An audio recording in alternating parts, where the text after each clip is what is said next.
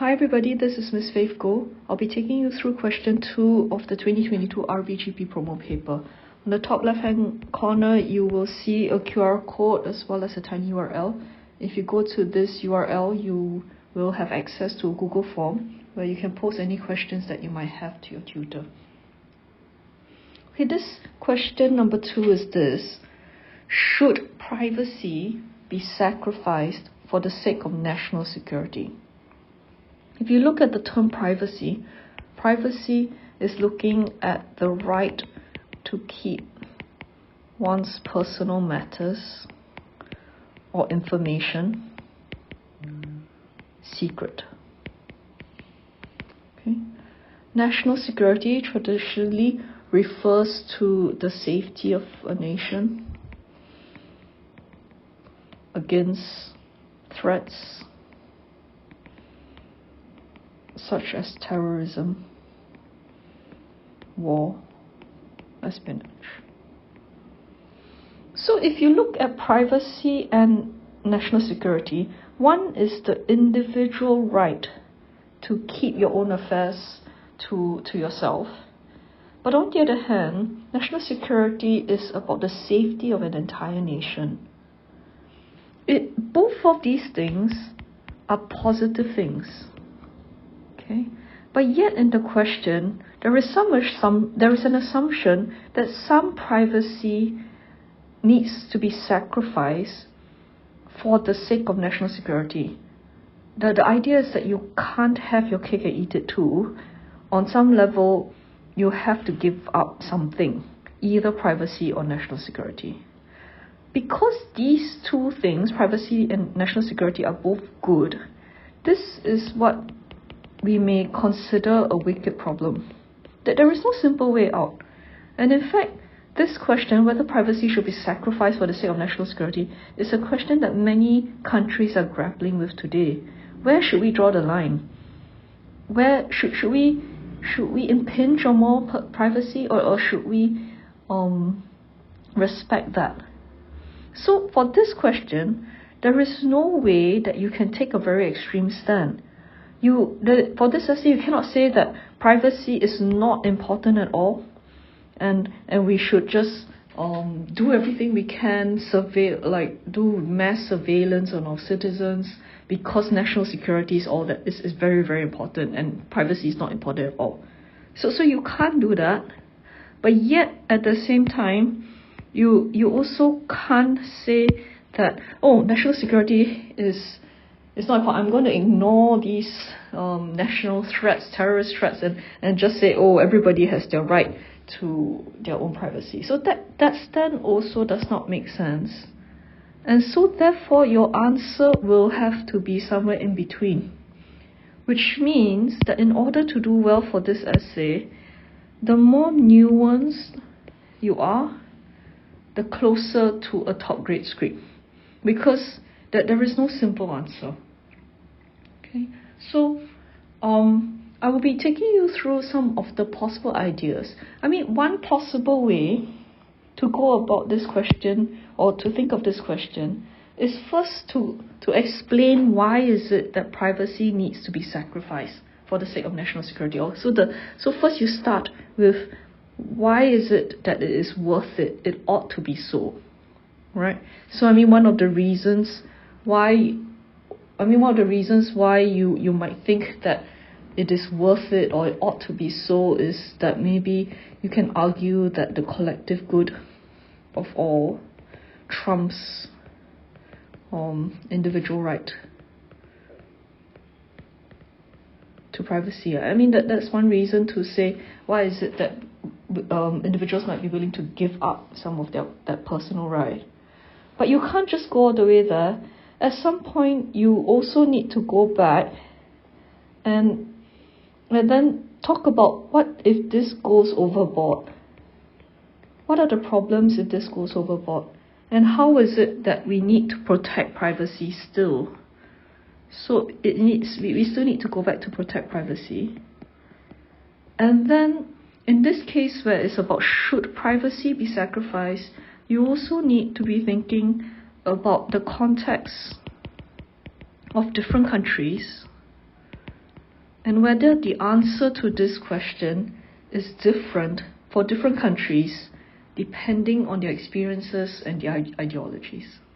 Okay, so your essay will go in a little bit of a back and forth, but the more you are able to explain how complicated it is, the relationship between two. But the relationship between two is quite simple. The relationship between two is that you have to sacrifice some level of privacy for national security.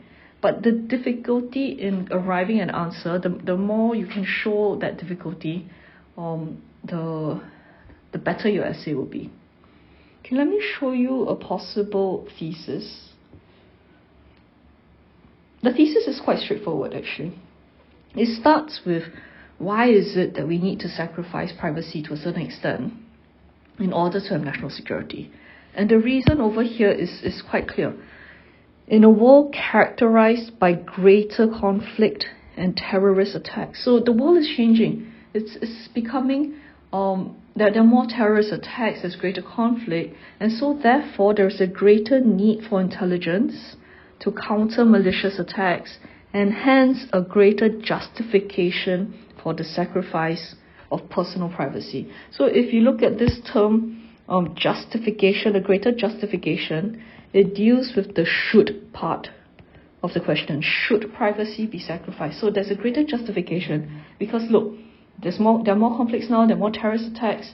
We need intelligence more than ever before to counter malicious attacks, and so therefore there's a greater justification for the sacrifice of personal privacy. But then you flip over, even so. So yes, you agree, yes, this is true, but even so, government should be careful not to overreach, because what are the problems? The lack of accountability can lead to a loss of trust between the governments and the public. And so this is the negative aspect of overreaching. Okay, so this thesis is quite a straightforward one, in the sense that you're showing why is it that privacy ought to be sacrificed, but yet some of the issues when we shouldn't, so that we can be careful not to overreach. Okay, let me run through with you some of the possible arguments that you can write in an essay like that. So using that as a thesis, you start with this idea about what is it about this world that makes it justifiable for the sacrifice of privacy. So in a world where cross-border ideological terrorism is an increasing threat, so a general surveillance of all residents, so this talks about the giving up of privacy, right? Because you're looking at surveillance, protects citizens from the actions of radicalized individuals. So this is the reason why it is justifiable for there to be a giving up of privacy. So for some of the examples that you can give on this front, you can look at successful preemptive actions, such as when Singapore security agencies monitor online content and they're able to arrest people preemptively using the ISA. Okay. You could argue that such preemptive action can allow for the rehabilitation of such individuals. So Daniel is a 17-year-old student in Singapore who was arrested and then rehabilitated under the ISA. Okay, so this point number one shows why it's justified to give for giving up of privacy. So point number two also shows why it is justified. So when it's clear to citizens regarding how the collected information will be used to increase the country's security, most citizens will feel that it's justified to surrender their personal information for the greater good. So here you are stating the condition. So the condition when it is justified.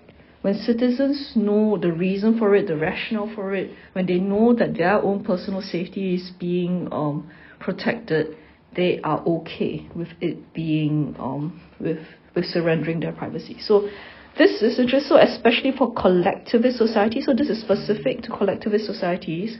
The overall good of a nation is often prioritized over individual rights. And an example that you can use in this case is trace together. So Singapore is a collectivist society. We tend to put the nation's good in a way, often over individual rights. And so, but overwhelmingly people were all right with trace together because their own health was being protected. Then, if you look at this, after point 3, however, the collection of such data can go too far. So the collection of data by governments is not without controversy. So this shows how you cannot go too far in these things, right? So you can give the example of how trace together the info was being used to convict a person that was accused of a crime, was accused for a crime. You could look at the extent of the National Security Agency surveillance and the outcry over that. You also can look at China's mass surveillance.